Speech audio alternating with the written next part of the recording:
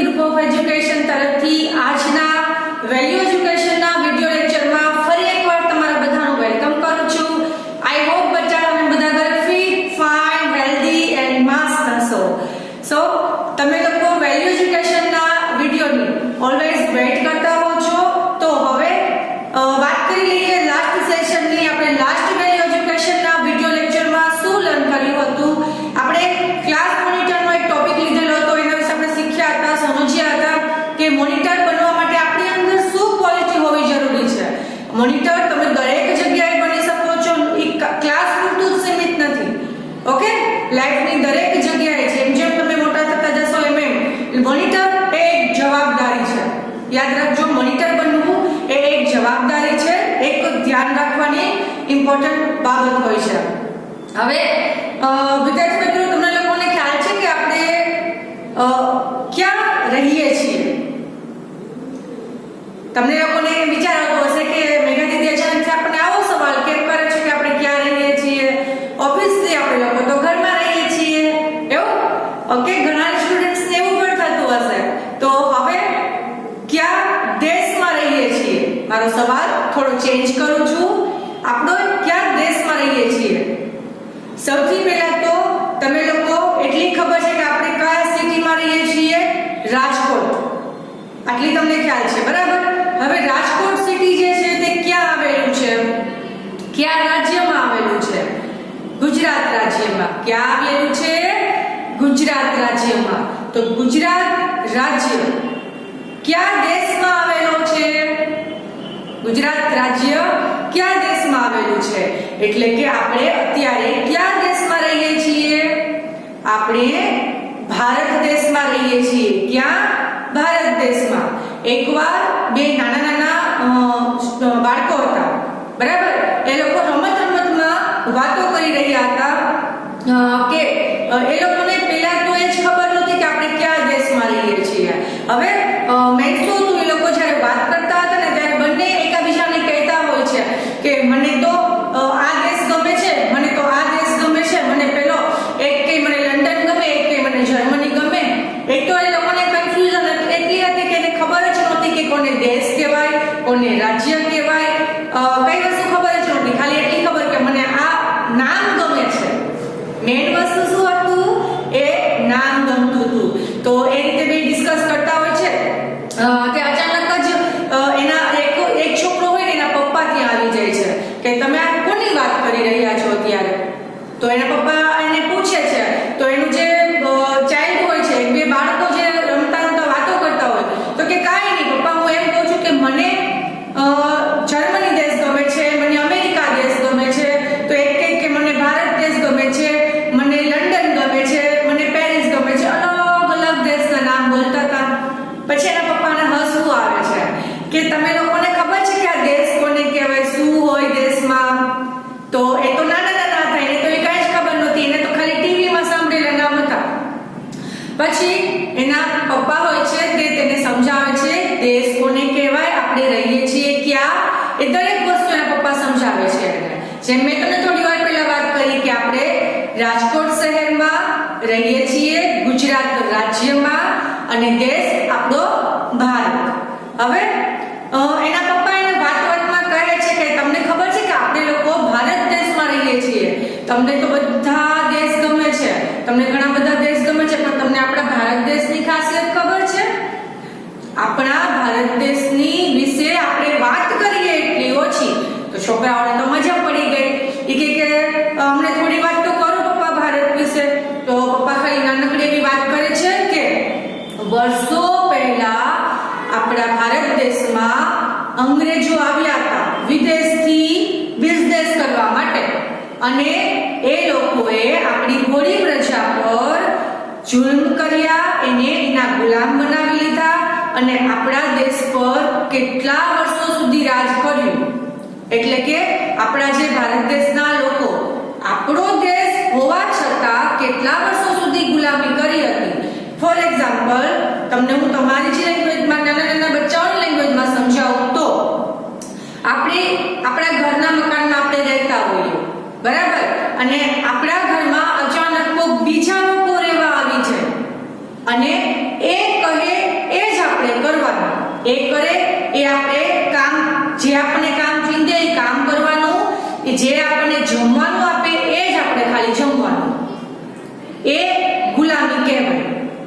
આપણું ઘર છતાં આપણે બીજા કરે કે એમ જ કરવાનું, એને કહેવાય ગુલામી. તો એવી રીતે તો કેટલા અંગ્રેજો આપણા દેશમાં આવ્યા હતા, ભારતમાં આવ્યા હતા અને આપણા દેશ ઉપર, આખા દેશ ઉપર બધા ઉપર રાજ કરતા અને બધાને ગુલામી કરાવતા. આપણી જમીન લઈ લેતા, આપણું ખાવાનું લઈ લેતા, આપણને કાંઈ ન દેતા, આપણો બિઝનેસ પણ લઈ લીધો. માત્ર આવ્યા હતા કમાવા માટે, પૈસા કમાવા માટે. અને એ લોકોએ તો આપણા દેશને હડપી લીધો, રાજ કરવા માંડ્યા આપણા દેશ પર. તો છોકરાઓને તો સાંભળીને શોક થયું, કારણ કે અત્યારે તો આપણો દેશ આઝાદ છે, અત્યારે આપણો દેશ આઝાદ છે. તો અત્યારે તો આપણા દેશમાં કોઈ એવી ગુલામી નથી. પણ એ સમયની વાત એના પપ્પા એને કરે છે કે પહેલાના સમયમાં એવું હતું. અને આપણા દેશને આઝાદ કરવા માટે કેટલા બધા લોકોએ એનો એમ કહીએ ને કે શહીદ બની ગયા છે, એનો ફાળો આપેલો છે. ઘણા લોકો એમને ખાલી દેશની આઝાદી માટે કેટલા આંદોલનો કર્યા અને મરી ગયા છે. આપણે શેના માટે એ લોકો મર્યા હતા? આપણે ગુલામીમાંથી બચી શકીએ. આપણે એવી ગુલામી નથી કરવી પડતી જે આપણા પૂર્વજોએ કરેલી છે, આપણા પહેલાના સમયના લોકોએ કરેલી છે. રાઈટ? તો આપણે બધા તો લકી છીએ એમ પપ્પા સમજાવે છે એમને. પછી તમને ખબર છે કે આપણો જે ભારત દેશ છે ને, ભારત દેશ તો ઘણી બધી વિવિધતાથી ભરેલો દેશ છે. આપણા દેશની અંદર ઘણા બધા મેદાનો આવેલા છે, ઘણા બધા પર્વતો આવેલા છે અને ઘણા બધા પ્રકારમાં દરિયો પણ આપણા દેશમાં છે. વિવિધતાથી ભરેલો આપણો દેશ છે. અને બીજી એક વસ્તુ કે આપણા ભારત દેશની અંદર બધા જ ધર્મના લોકો રહે છે અને બધી પ્રકારના, બધી જ જાતિઓના લોકોને રહેવાની છૂટ છે. જો બધા દેશોમાં આ વસ્તુ નથી હોતી. ભારત દેશ એટલો સ્પેશિયલ દેશ છે કે આપણા દેશમાં સર્વધર્મ સંભાવ બધું એક જ છે. બધા લોકો રહી શકે છે આપણા દેશમાં. તો આપણે વાત તો એના પપ્પાને ત્યારે સમજાવતા હતા કે આપણો દેશ આટલો સરસ છે. પછી એને કહ્યું એના પપ્પાએ કે તમને લોકોને ખબર છે કે દરેક દેશની કંઈક વિશેષતા હોય છે, કંઈક ખાસિયત હોય છે, કંઈક પ્રતીકો હોય છે કે જે એના દેશને પ્રેઝન્ટ કરે છે, દર્શાવે છે કે આ પ્રતીક તો ભારતનું જ હોય, આ પ્રતીક તો જે તે દેશનું હોય. તો એવી રીતે આપણા દેશમાં પણ ઘણા બધા પ્રતીકો છે કે જેને આપણે કહી શકીએ કે એને રાષ્ટ્રીય પ્રતીકો. શું કહી શકીએ કે રાષ્ટ્રીય પ્રતીકો. તો પછી છોકરાઓને તો સાંભળવાની મજા આવે છે અને કહે છે કે રાષ્ટ્રીય પ્રતીકો આપણે કોને કહેવાય? આપણા દેશના રાષ્ટ્રીય પ્રતીકો કયા કયા છે? પપ્પા અમને વાત કરો ને. તો પપ્પા એને પછી સમજાવે છે અને એક સ્ટોરી કરે છે. તો કઈ સ્ટોરી કરે છે, એને કઈ રીતે બતાવે છે, ચાલો આપણે બધા એકવાર સાથે જ ત્યાં જઈને જોઈ લઈએ અને જાણી લઈએ કે શું પપ્પા એમની વાત કરે છે. તો ચાલો. राहुल के पापा जो एक आर्मी अफसर थे वह छुट्टियों में घर आए हुए थे. एक दिन वह अपने मेडल्स और अपने यूनिफॉर्म को अलमारी में से निकालकर पहन रहे थे जिस पर अशोक चिन्ह बना हुआ था. राहुल ने उसे देख लिया और पूछा, पापा यह 3 मुंह वाला शेर आपकी टोपी, बेल्ट और यूनिफॉर्म पर क्यों लगा है? बेटा यह 3 मुंह वाला नहीं 4 मुंह वाला शेर है. इतना ही नहीं, यह हमारा राष्ट्रीय चिन्ह है जो अशोक स्तंभ से लिया गया है. पापा क्या ऐसे ही कुछ और भी राष्ट्रीय प्रतीक है? मुझे भी बताओ ना. ठीक है राहुल, पहले जल्दी से तैयार हो जाओ. राजमार्ग पर हम गणतंत्र दिवस पर परेड देखने जा रहे हैं. राहुल तैयार हो जाता है. हाँ पापा अभी आया. फिर तैयार होकर चलिए पापा मैं तैयार हूँ. वह देखो राहुल, हमारा राष्ट्रध्वज. यहाँ हमारे देश के प्रधानमंत्री इसे फहराएंगे. यह हमारा राष्ट्रीय प्रतीक है. यानी कि राष्ट्रध्वज भी हमारा राष्ट्रीय प्रतीक है. पापा प्रधानमंत्री जी कितनी देर में आएंगे? थोड़ी देर में बेटा। देखो प्रधानमंत्री जी आ गए। अभी आगे क्या होगा पापा? अभी झंडोत्तोलन के साथ राष्ट्रगान होगा। राहुल खड़े हो जाओ, हमारा राष्ट्रगान शुरू होने वाला है। खड़े होकर सभी लोग राष्ट्रगान सुन रहे हैं। जन गण मन अधिनायक जय हे, भारत भाग्य विधाता। पापा, यह जनगण मन ही हमारा राष्ट्रगान है। यह बहुत अच्छा है। मैं इसे जब भी सुनता हूँ तब रोमांचित होता हूँ और बहुत गर्व महसूस करता हूँ। हाँ बेटा, ये हमारा राष्ट्रगान है और इसे रविंद्रनाथ टैगोर जी ने लिखा है। पापा, हमारे झंडे में तो 3 रंग है और बीच में एक चक्र भी है। हाँ, बिल्कुल ठीक कहा तुमने। क्या तुम्हें पता है राहुल, सबसे ऊपर झंडे का केसरिया रंग त्याग और बलिदान का प्रतीक है और सफेद और हरा रंग, हाँ, सफेद रंग शांति का और हरा रंग देश में हरियाली का प्रतीक है। पापा, वह सफेद पट्टी के बीच में बना चक्र किसका प्रतीक है? हाँ बेटा, यह बहुत अच्छा प्रश्न किया तुमने। यह चक्र हमारे देश की उन्नति का प्रतीक है। वह देखो पापा, वह झांकी निकल रही है जिस पर पशु, पक्षी और पुष्प तथा हमारा राज चिन्ह अशोक स्तंभ भी दिख रहा है। हाँ बेटा, यह सबसे पहली झांकी है। यही तो मैं तुम्हें दिखाना चाहता था। देखो, इसमें सबसे आगे बाघ है। देखा, यह हमारा राष्ट्रीय पशु है। पापा, वह बीच में कमल का पुष्प क्यों लगा है? राहुल, यह हमारा राष्ट्रीय पुष्प है। यह लो, दूरबीन से देखो, कितना खूबसूरत दिख रहा है ना? हाँ पापा, और उसके पीछे वह मोर, शायद वह हमारा राष्ट्रीय पक्षी है। हाँ राहुल, बिल्कुल सही, यह मोर हमारा राष्ट्रीय पक्षी है। इसके बाद अरे दूर लंबा सा वह अशोक स्तंभ भी दिख रहा है। अच्छा राहुल, क्या तुम बता सकते हो कि हमारे देश का झंडा किन 2 मुख्य दिनों पर फहराया जाता है? हाँ पापा, वह 2 मुख्य दिन है, 15 अगस्त स्वतंत्रता दिवस पर और 26 जनवरी मतलब गणतंत्र दिवस पर। और अरे वाह राहुल, तुम्हें तो बहुत कुछ मालूम है। हाँ पापा, यह सब आपने ही तो सिखाया है। यह झांकी देखने के बाद अब हम कहाँ जाएंगे?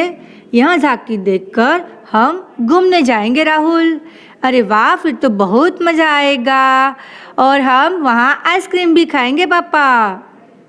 हाँ राहुल, ज़रूर खाएंगे आइसक्रीम।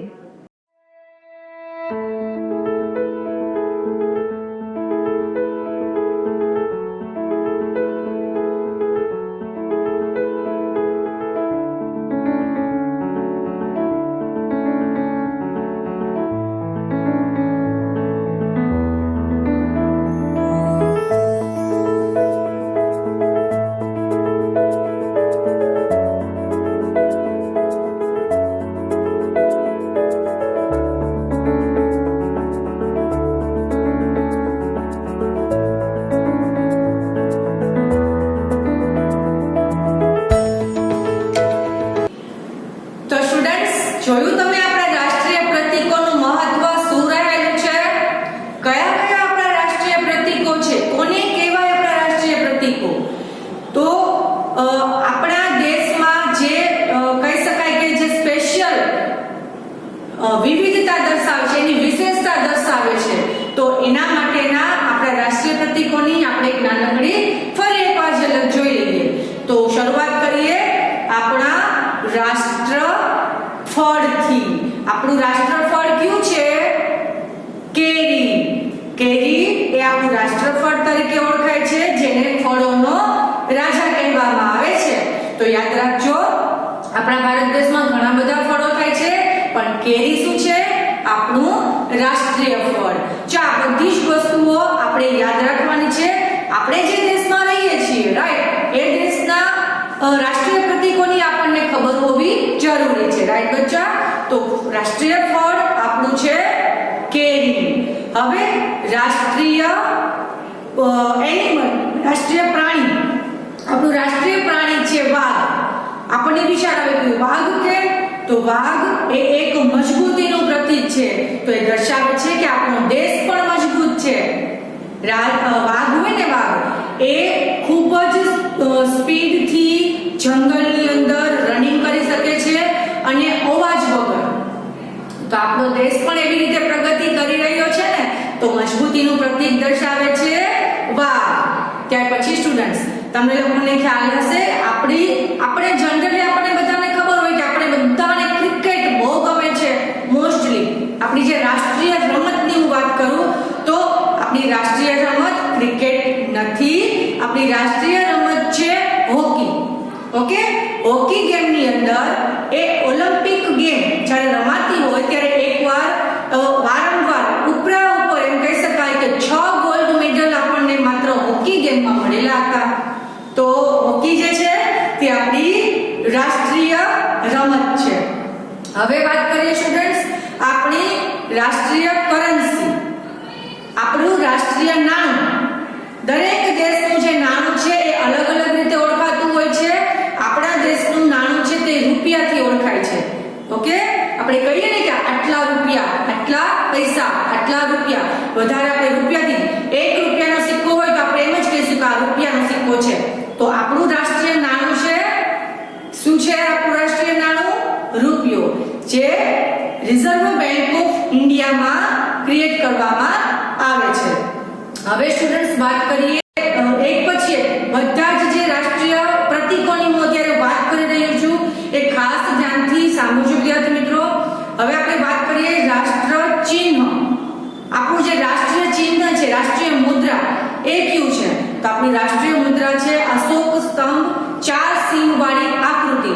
હવે તમને થતું હશે કે આમાં 4 સિંહ તો નથી, 3 સિંહ છે. તો ચોથો સિંહ છે ક્યાં હોય છે? પાછળ સ્તંભ પાસે. એ સ્તંભ સારનાથ, અશોકનું જે રાજધાની છે સારનાથ, ત્યાંથી લેવામાં આવેલો જે રાષ્ટ્ર સ્તંભ છે, બરાબર, સારનાથનો અશોક સ્તંભ, એમાં 4 સિંહ વાળી આકૃતિ છે, જેમાં એક વ્હીલ પણ આવેલું હોય છે, પછી બળદ પણ છે અને ઘોડો પણ છે. હવે બળદ એટલા માટે કારણ કે આપણો જે ભારત દેશ છે તે ખેતી પ્રધાન દેશ છે, રાઈટ? દુનિયાના કોઈ પણ દેશ કરતા ભારતમાં સૌથી વધારે ખેતી થાય છે. તો ભારત ખેતી પ્રધાન દેશ હોવાથી આપણે રાષ્ટ્રીય મુદ્રામાં પણ બળદને સ્થાન મળેલું છે. એ ઉપરાંત ઘોડો, દોડતો ઘોડો છે. દોડતો ઘોડો છે એ શું દર્શાવે છે? પ્રગતિનું પ્રતીક છે. આપણે આગળ ને આગળ વધવાનું છે. તો હવે વાત કરીએ વિદ્યાર્થી મિત્રો રાષ્ટ્રીય જળચર પ્રાણી, જે આપણે પાણીમાં રહેતું હોય એની વાત કરીએ તો ગંગા નદીમાં આવેલી ડોલ્ફિન માછલી, ગંગા નદીમાં રહેતી ડોલ્ફિન માછલીને રાષ્ટ્રીય જળચર પ્રાણી તરીકે ઓળખવામાં આવે છે સ્ટુડન્ટ્સ. હવે એ શા માટે રાષ્ટ્રીય જળચર પ્રાણી છે? તો એનું રીઝન છે કે એ જે ડોલ્ફિન છે, ગંગા નદીની ડોલ્ફિન, એ માત્ર શુદ્ધ અને સાફ પાણીમાં જ રહી શકે છે જીવતી, નહીંતર નથી જીવતી રહી શકતી ગંદા પાણીમાં.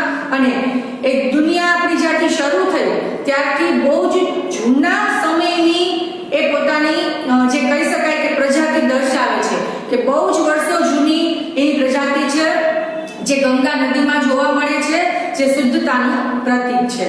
ઓકે, ત્યાર પછી સ્ટુડન્ટ્સ આપણું રાષ્ટ્રીય ફૂલ, આપણું રાષ્ટ્રીય ફૂલ છે કમળ.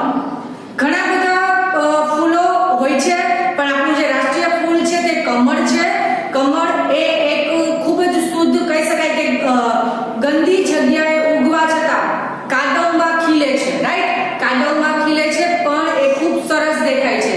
એ ઘણા આપણે ધાર્મિક કાર્યોમાં પણ જેનો યુઝ કરવામાં આવે છે અને તે સુંદરતાનું પણ એક પ્રતીક છે. તો કમળ જે છે તે છે આપણું રાષ્ટ્રીય ફૂલ. ત્યાર પછી સ્ટુડન્ટ્સ વાત કરીએ આપણા રાષ્ટ્રીય પક્ષી. તો રાષ્ટ્રીય પક્ષી છે આપણું મોર, જે ખૂબ જ સુંદર પક્ષી છે, બરાબર, અને ખૂબ જ મજબૂત છે, જે સુંદરતાનું પ્રતીક છે. તો આપણો દેશ પણ ખૂબ જ સુંદર છે, રાઈટ? તો રાષ્ટ્રીય પ્રતીક આપણું જે રાષ્ટ્રીય પક્ષી છે તે છે મોર. ત્યાર પછી આપણું રાષ્ટ્રીય ધ્વજ, આપણો જે રાષ્ટ્રધ્વજ છે એ કયો છે? રાષ્ટ્રધ્વજ છે તિરંગો. તિરંગો એનું નામ કેમ છે?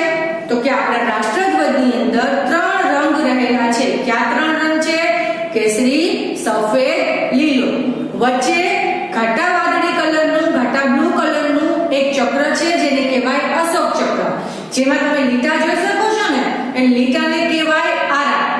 એ આરા કેટલા હોય? 24 આરા હોય છે. 24 એટલે કે 24 આરા હોય છે શેમાં? અશોક ચક્રની અંદર. હવે કેસરી રંગ શું દર્શાવે છે રાષ્ટ્રધ્વજની અંદર? તો કેસરી રંગ બતાવે છે તે ત્યાગ, બલિદાન અને શૌર્યનું પ્રતીક છે.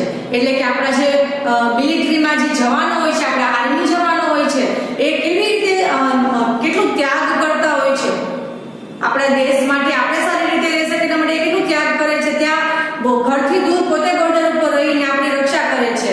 તો આપણે એને હિંમત આપવાની છે. તો ત્યાગ અને બલિદાનનું પ્રતીક છે અને શૌર્ય એક હિંમતનું પ્રતીક છે. કોણ? કેસરી રંગ. હવે સફેદ રંગ દર્શાવે છે સત્ય અને શાંતિ. જે શાંતિ દર્શાવે છે અને જે કહેવા માંગે છે કે યુદ્ધ નથી કરવું, ઝઘડો નથી કરવો, તો એ શાંતિનું પ્રતીક છે. અને વાત કરીએ લીલા રંગનું, તો લીલો રંગ સમૃદ્ધિ દર્શાવે છે. સમૃદ્ધિ એટલે કે પ્રગતિ. આપણો દેશ વધારે ને વધારે આગળ વધે. આપણો દેશ ખેતી પ્રધાન છે, હરિયાળી વાળો દેશ છે. એટલે કેસરી રંગ લીલો રંગ દર્શાવે છે શેનું પ્રતીક? સમૃદ્ધિનું પ્રતીક. તો આપણે આપણા દેશના રાષ્ટ્રધ્વજ પર હંમેશા માન થવું જોઈએ. ક્યારેય એને કોઈ રસ્તા પર ફેંકવાનું નહીં. આપણે નીચે પડેલો જોઈ જાય ને તો પણ એને ઉપર લઈ લેવાનો. હું થોડા ટાઈમ પહેલા એકવાર રસ્તા પર જતી હતી, તો હજી હમણાં સમય પહેલા જ 26મી જાન્યુઆરી ગઈ છે, રાઈટ? તો મેં ઘણી બધી દૂરથી એક વસ્તુ જોઈ. એક આઈ થિંક 6th કે 7th નો સ્ટુડન્ટ હતો જે સાયકલ પર જતો હતો. એને રસ્તા પર ફ્લેગ જોયો, રસ્તા પર રાષ્ટ્રધ્વજ પડેલો જોયો, રાઈટ? કારણ કે 26મી જાન્યુઆરી ગઈ હતી તો રાષ્ટ્રધ્વજ તો બધાની પાસે હોય. તો એ છોકરાએ રાષ્ટ્રધ્વજ સાયકલ ઊભી રાખી, રાષ્ટ્રધ્વજ ત્યાંથી ઉપાડી લીધો અને પછી તમને ખબર છે રસ્તા પર ટ્રી હોય છે, ઝાડ હોય છે, એનું પિંજરું હોય, એમાં એને ત્યાં રાખી દીધો. કેટલી સરસ વસ્તુ કે દેશના બાળકોને પણ ખબર છે કે રાષ્ટ્રધ્વજનું આપણે સન્માન કરવું જોઈએ. એની જગ્યા રસ્તા પર નથી. હવે ત્યાર પછી વાત કરીએ વિદ્યાર્થી મિત્રો આપણું રાષ્ટ્રગાન. આપણું રાષ્ટ્રગાન કયું છે? તો રાષ્ટ્રગાન છે આપણું જન ગણ મન અધિનાયક જય હે. યાદ રાખજો, રાષ્ટ્રગાન કોણે લખ્યું છે? રવિન્દ્રનાથ ટાગોર નામના જે કવિ છે તેને લખેલું છે.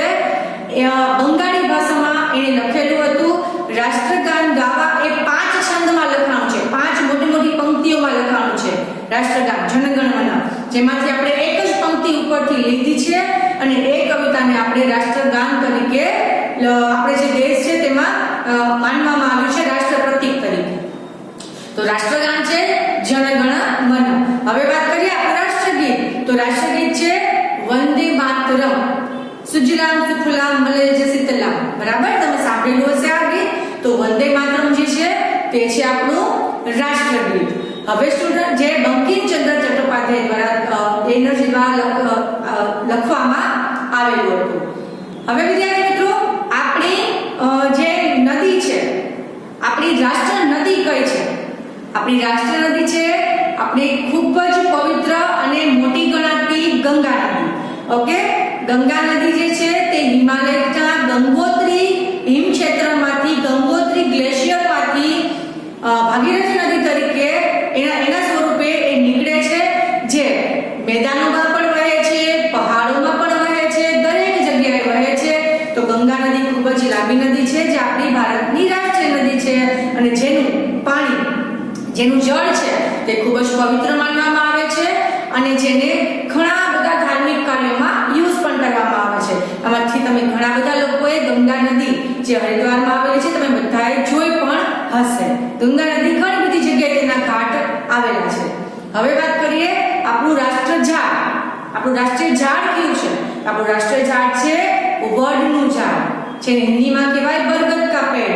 બરાબર, તો વડનું ઝાડ છે એ શું દર્શાવે છે? વડ છે ને એ વર્ષો સુધી રહેતું ઝાડ છે, અમરત્વ દર્શાવે છે, જેનું મૃત્યુ નથી થતું એવું દર્શાવે છે. તો અને બીજી વસ્તુ કે એ ઝાડની અંદર નાનામાં નાનો જીવ અને મોટો જીવ બંને એમાં રહી શકે છે ઝાડની ઉપર. તો આપણું ભારત દેશનું પ્રતીક થયું ને કે આપણા ભારત દેશમાં બધા જ પ્રકારના લોકો રહે છે. તો આ રીતે આપણું જે ભારતનું જે રાષ્ટ્રીય ઝાડ છે તે છે વડ. બસ આપણા રાષ્ટ્રપિતા, આપણા રાષ્ટ્રપિતા કોણ છે? મહાત્મા ગાંધી. રાષ્ટ્રપિતા છે આપણા મહાત્મા ગાંધી. હવે વાત કરીએ ત્યાર પછી મહાત્મા ગાંધીને સૌથી પહેલા રાષ્ટ્રપિતા તરીકે સંબોધન કરેલું હતું સુભાષચંદ્ર બોઝ, જે આપણા નેતા હતા. તેમને ઘણા બધા વર્ષો પહેલા સૌથી પહેલા એને સન્માન આપેલું હતું રાષ્ટ્રપિતા તરીકે. હવે વાત કરીએ આપણું રાષ્ટ્રીય પુરસ્કાર. ગિફ્ટ આપણને બધાને ગમતી હોય છે, રાઈટ? તો રાષ્ટ્રીય પુરસ્કાર કોને કહેવાય? તો આપણો રાષ્ટ્રીય પુરસ્કાર છે ભારત રત્ન. યાદ રાખજો, તમને ખબર હોવી જોઈએ કે આપણો રાષ્ટ્રીય પુરસ્કાર કયો છે? તો કે ભારત રત્ન. ભારત રત્ન એવોર્ડ જેને મળે એ બહુ સ્પેશિયલ હોય છે, જે કોઈ પણ જગ્યાએથી આવી શકે છે.